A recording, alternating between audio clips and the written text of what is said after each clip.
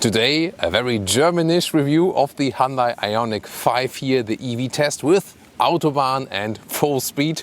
With Thomas and Autogefuehl, and I recommend to go full screen and watch full length. Let's go! What people love so much about the Ioniq 5 is the design. It has this retro style, at the same time it looks modern, and everyone's thinking like, why hasn't VW gone in that direction? Why didn't they just put the Volkswagen Golf 1 design in an electric vehicle? Everyone would have wished that. They did not. Instead, Ioniq or Hyundai put the Ioniq 5 here in this really cool rectangular design. I just love it. LED standard for the main headlamp, and you can see here the daytime running light in this arcade 90s gaming style.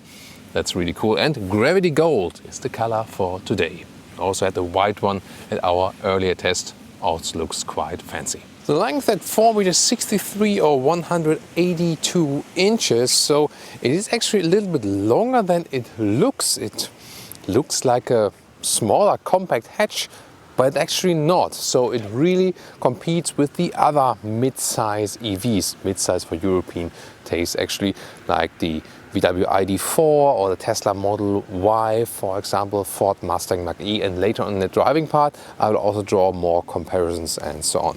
19 or 20-inch wheels. These are the 20-inch wheels, really large, more this closed aerodynamic design. If you want more comfort, go for smaller ones because there are no more sophisticated suspension upgrades to be bought here or something. Then these crossover wheel arches, again these nice inserts here for this technology style look. The door handles here, they fold out when the car is opened, like at the moment, or then they are actually, just one with the chassis when they're closed. And here, strong C-pillar, once again, kind of Golf style. Wow, and also that rear design, I can just applaud Hyundai for that again. Look at that. We just love this retro, computer game styling. It's just awesome. So from all these competitors, I think the Ioniq 5 and the Ford Mustang Mach-E, they just look coolest, don't they? Tell me your opinion in the comments. They have different models on sale. They have rear-wheel drive and also all-wheel drive models. Rear-wheel drive more goes into 8 seconds something acceleration figure. And here the all-wheel drive, the strong one, all-wheel drive model, 5.2 seconds in the acceleration figure. The charging flap is right here on the passenger side on the right. And once again, also here this design here when it's recharging is really cool. DC charging up to, with the gloves it's really kind of tricky, up to 220 kilowatts. But the thing is, it's just working when the battery is preheated. So when you're speeding it on the motorway for quite some time and then go to the fast charging station, then you have an advantage and really recharge really fast. Yeah, but the thing is, when you go, especially in winter times, to a fast charging station and you haven't speeded on the motorway, then you score figures like these. I've tested it, and then it's just, like mediocre, like 70, 80, at some point then 100 kilowatt. And this is not such a big advantage then that you have this 800 volt architecture. So the only advantage really when fast on the motorway, therefore the battery is already warm, then you can also enjoy this high charging speeds. At this point, this vehicle segment here, I rather recommend to go for the biggest battery available because you will need the range at some point or might want the range. And here in summertime about 4 kilometers or 250 miles with the 73 kilowatt hour net battery. In winter times it can go down and more like 300 something kilometers or 190 miles something.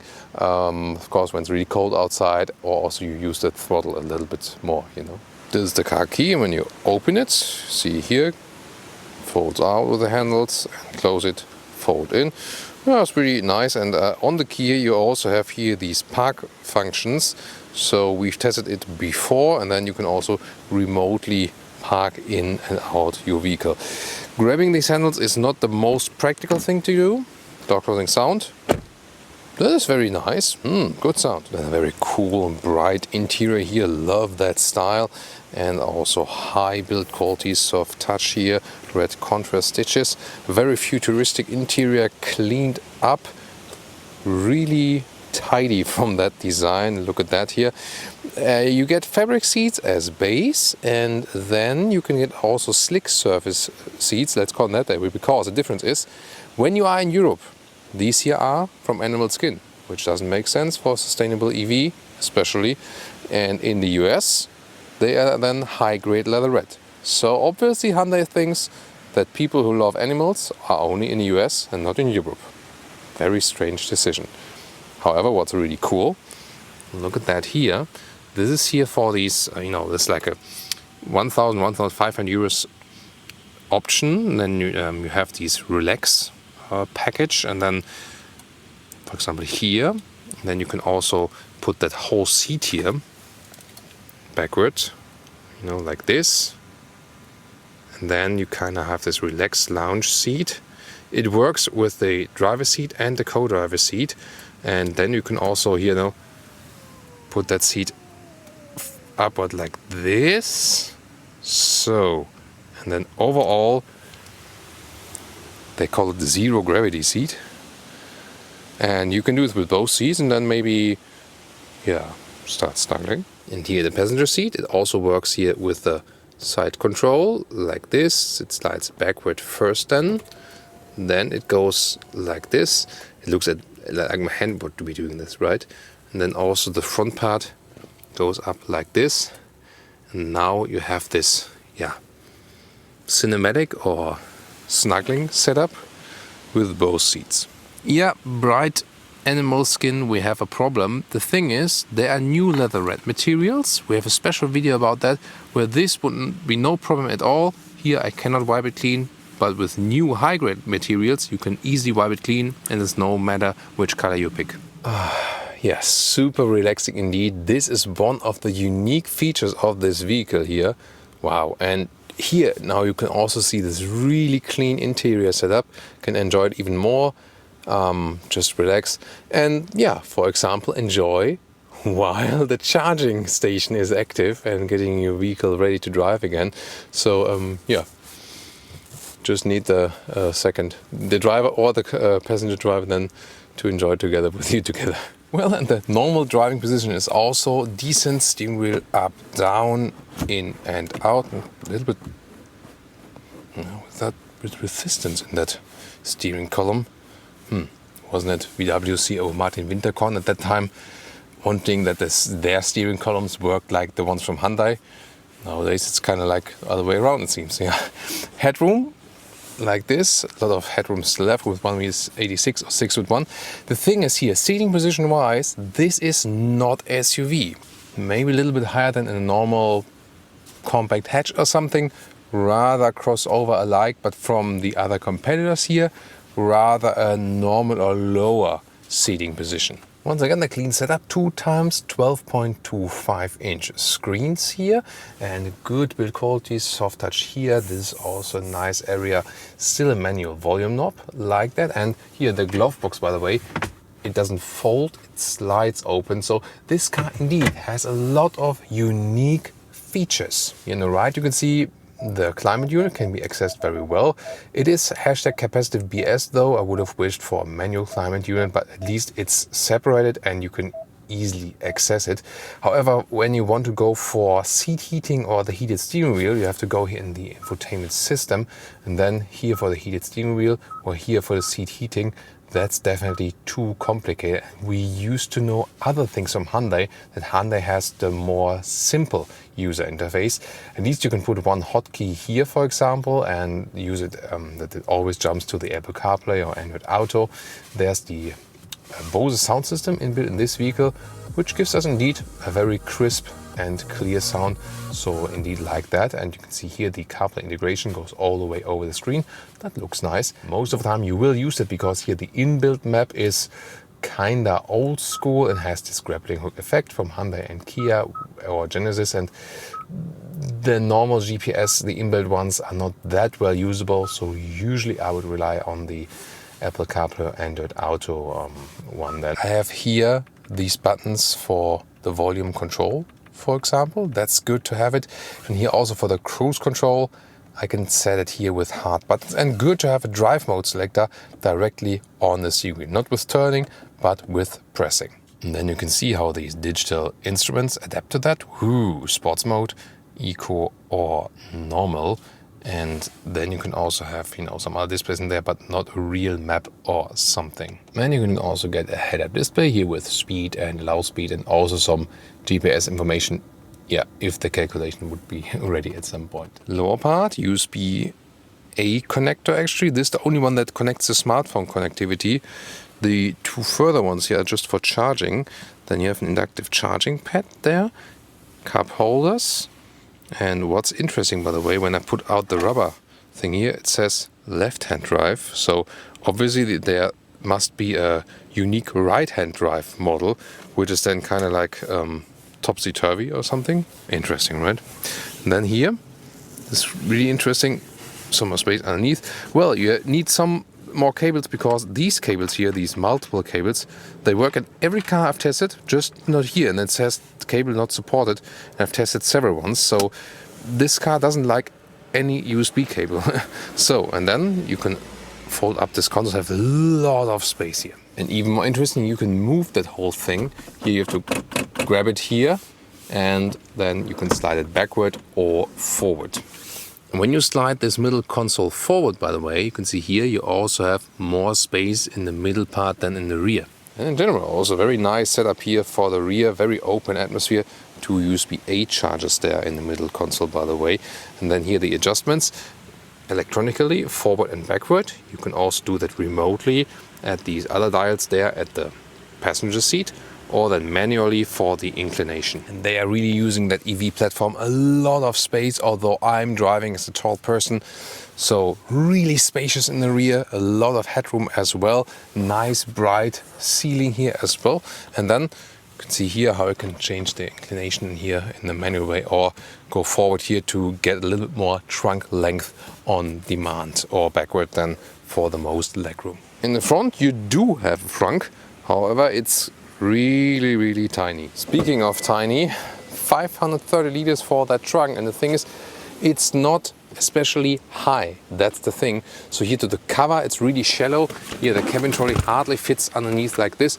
They say they put this one here in a wobbly way that you can also like secure luggage like this, but yeah, Here 1 meter or 40 inches in width, that's actually okay.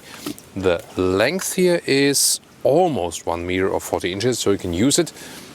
And here the overall total height here, like this, about 74 centimeters or 29 inches. Below here, by the way, hardly any space for any cable. You rather have it flying around here, or then put it in the very tiny frunk when the cable is small enough. Thomas's driving lounge, Ioniq 5. German motorway, Autobahn, and here we put it to the sports mode, and then we'll do 40 kilometers an hour to, let's see, 100,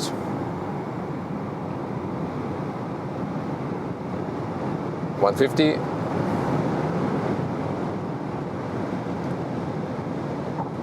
180, and here we go, top speed 188 kilometers an hour.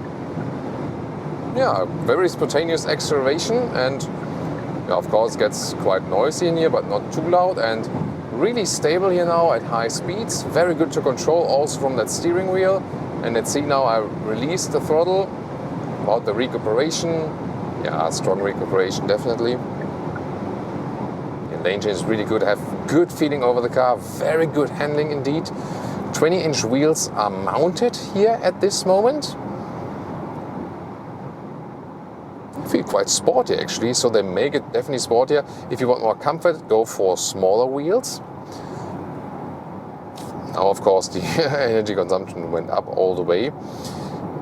It is not the best vehicle for a higher motorway speed as for the energy economy of course. So the Ford Mustang Mach-E, for example, is more, when you say 130 kilometers an hour, like 70, 75 miles an hour, then the Ford Mustang Mach-E, for example, is more efficient than the Ioniq 5. And the Tesla Model Y is also more efficient than this one here, the higher you go in speed. The range, summertime, and well, in winter time when it's not too cold and you don't hammer the throttle all the way, You can score some 400 kilometers or 250 miles. That's comparable to most of the other competitors. Just the Tesla Model Y is better in that respect because it is more efficient.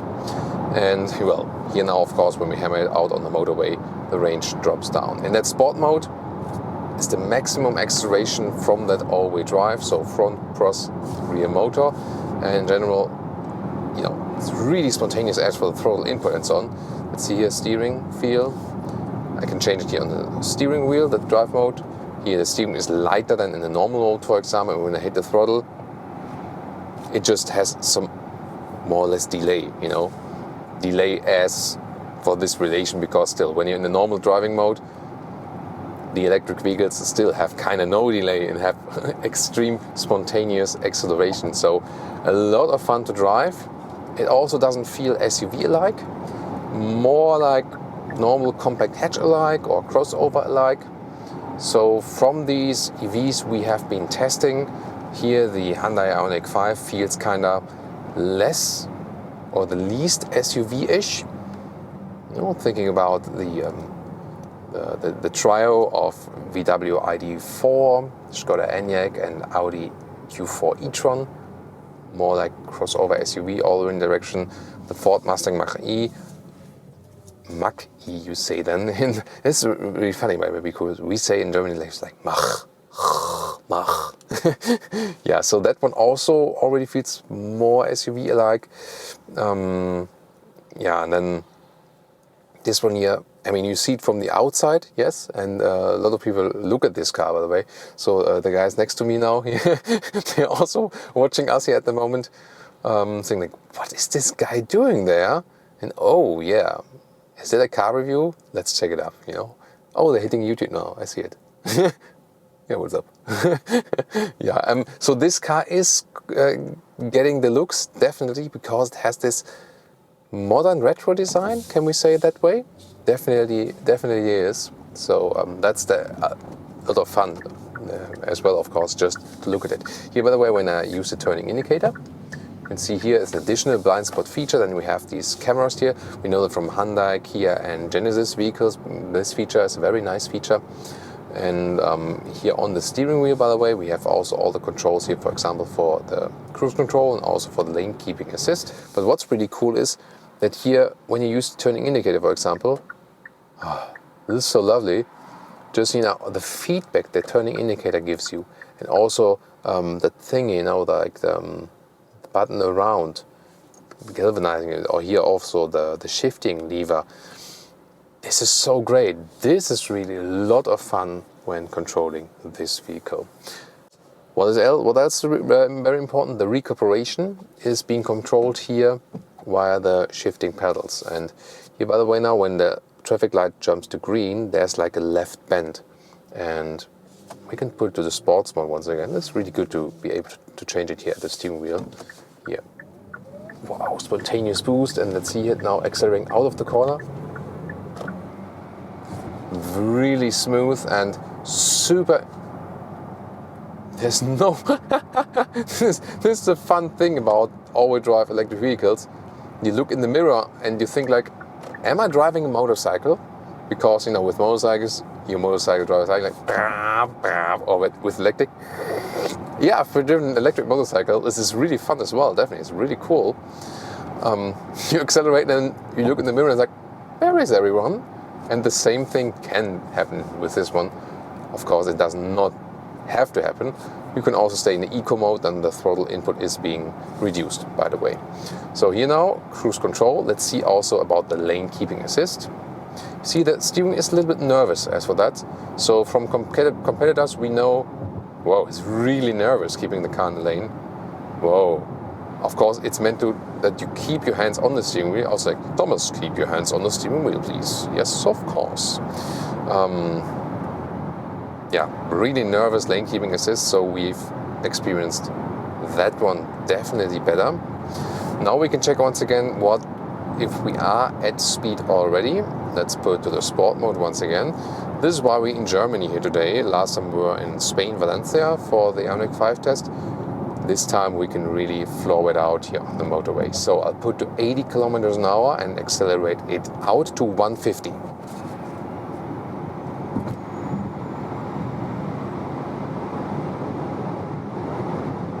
So that's it.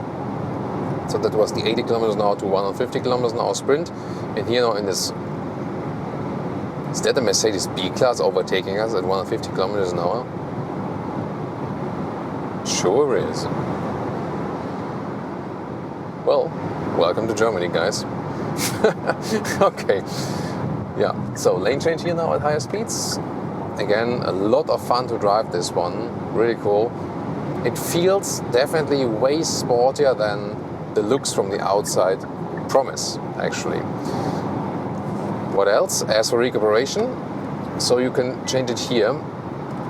Holding left pedal, it goes to I pedal. So when I leave the throttle now, I was so far in level 3. Even stronger recuperation. I usually want to use that I pedal, but always when I restart the vehicle, that one is going away and it starts at level 3 again. Not sure why they're doing that. Why is it not just that this I pedal function is also being saved when I want to use that in that way? So usually with electric vehicles, I tend to use harsher recuperation, just using the throttle pedal, and that's to me just easy to control. It's the way to drive EVs, and why not? And you just learn it to use it gently when you are driving with passengers, because you cannot apply so many G-forces on your passengers so that you're driving all the time like so then I'm like, I experienced that myself when I'm being shuttled in electric vehicles and the shuttle drivers are driving the EVs for the first time, getting out and I'm really feeling sick. Big problem with electric vehicles. So especially as shuttle drivers, or when you drive, family father, family mother, you're driving with your family, you have to learn to drive these powerful EVs in a gentle way, not to put stress on your passengers. Maybe some kids will find that funny, but others will also maybe, have something against your wide seats here in the vehicle and in the back. Right, kids? Yeah, so about that. So maybe let's put it into the normal driving mode, that we don't accelerate it out that harsh anymore. And I'll show you one more time about that difference between the different driving modes.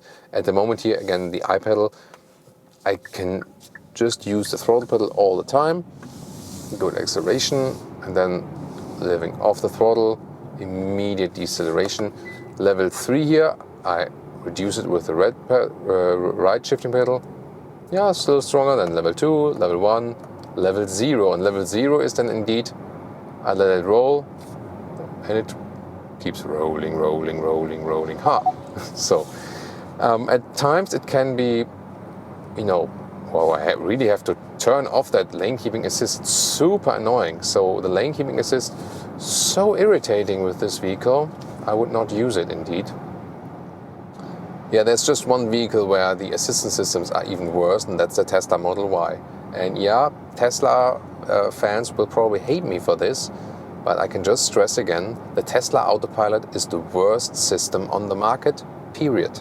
And I say that because I've tested every single assistance system from every single manufacturer there is, and Tesla one is the worst by experience. By thousands of kilometers I've driven, it is not really usable. At least in Europe, I've heard it is better working in the US, because they can use the system there in a different way, or just have more kilometer of experience by their camera systems. But here, I'm not using the Tesla Autopilot because it's so bad. I rather drive myself. It has so many false positives or false negatives. So recognizing something when there is nothing, or the other way around, not reacting when there's something. So about that. So assistance systems wise, Ford is very good in that one. Audi here in that segment has also done a very good job. Also in the VW and the Skoda, the assistance systems are really good, for example. So that's definitely a thing. It's not that it's but lane keeping assist is really bad with this one. The other systems are actually working quite well. So the main thing about this vehicle here for me is it gives you also, while driving, this rather unique feeling, driving something special, driving something that goes into the future. So excellent driving characteristic, super good in handling, a lot of fun, very powerful, nice from that steering, really crisp and direct. And of course, the excellent charging speed if the battery is already preheated. So when you have been, Janine talked about it earlier, when you have been hammering the motorway all the time, that's where it usually comes into play that you want to do fast charging. Then the fast charging is working at these promised high speeds, but not when you did not hammer the vehicle. That's the thing here about the recharging. So yeah, this 800 volt infrastructure then, or architecture as you say, is then at some point a little bit of a marketing gag, not working in a in such a way than it does with the Porsche Taycan or with the Audi e-tron GT. But then again, they are also way more expensive. So once again, a very good EV, no doubt about that. To me, it is not the best EV on the market. As for the Kia EV6, it comes close in very many respects. The technology is kind of the same they're using here in the Hyundai Ioniq 5. Of course, a little bit different from the user interface, and also a little bit better as for the trunk, for example. A little bit more efficient, but most of the stuff we told you today about this vehicle will more or less also count for the Kia EV6. And if you want to check out more EV episodes from these competitors, which are really interesting because they are coming more and more very close here definitely, then you should tune in to the competitors, for example the Tesla Model Y and the Ford Mustang Mach-E. Oh, and the police also says hi. Glad they had kept the speed today.